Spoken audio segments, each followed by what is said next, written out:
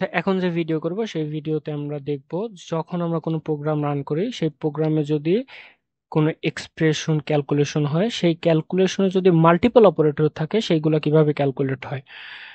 তাহলে আমরা ছোটবেলাতে যে বডমাস নিয়ম পড়ছি না, সেই বডমাস নিয়ম কি বলে যে যদি কোনো এক্সপ্রেশনের ফার্স্টে ব্র্যাকেট থাকে সেই ব্র্যাকেটগুলা ক্যালকুলেশন আগে হয়, তারপরে যদি কোনো অপারেটরস গুলা থাকে সেইগুলোর অপারেশন আগে হয়, যেমন সূচক রুট সেইগুলা, তারপর ডিভিশনের কাজগুলো হয়, তারপরে মাল্টিপ্লিকেশনের কাজগুলো হয়, তারপরে এডিশন, তারপরে সাবট্রাকশন।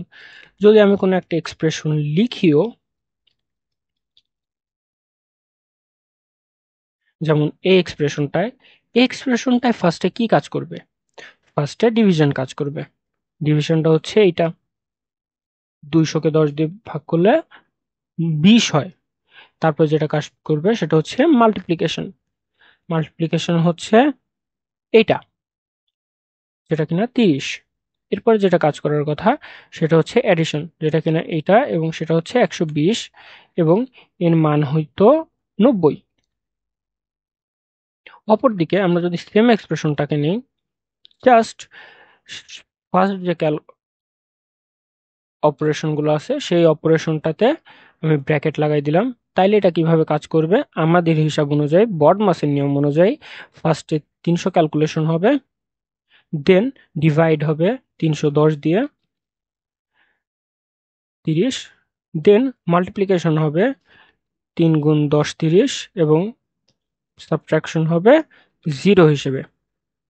এখন আমরা জিনিসটা একবার রান করে দেখি। আমরা একটা ভেরিয়েবল নেই, ইন্টিজার ভেরিয়েবল val1, যেটাতে ফার্স্ট এক্সপ্রেশন থাকবে, এবং আমরা আরেকটা ভেরিয়েবল নেই val2, যেটাতে সেকেন্ড এক্সপ্রেশন থাকবে।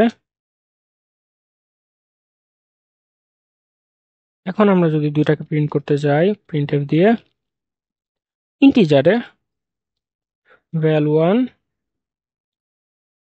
প্রিন্টএফ val2, আমরা একটা নেক্সট লাইন ইউজ করি যাতে আমাদের ভিজুয়ালাইজ করতে কোনো সমস্যা না হয়। এদের সেভ করে যদি আমি রান করি, আমি দেখব একটাও হয় 90, যেটা কিনা এইটা, এবং আমাদের হিসাব 90 আসছিল, এবং আরেকটা হচ্ছে পরের যে এক্সপ্রেশন সেটার মান আসছে 0, যেটা আমাদেরও আসছে। অর্থাৎ কম্পিউটার যখন প্রোগ্রাম রান করে তখন যে ক্যালকুলেশনগুলো করে অপারেটরসের মাল্টিপল অপারেটর এক্সপ্রেশনে, তখন বডমাস প্রেসিডেন্সিতে জিনিসগুলো ক্যালকুলেট হয়।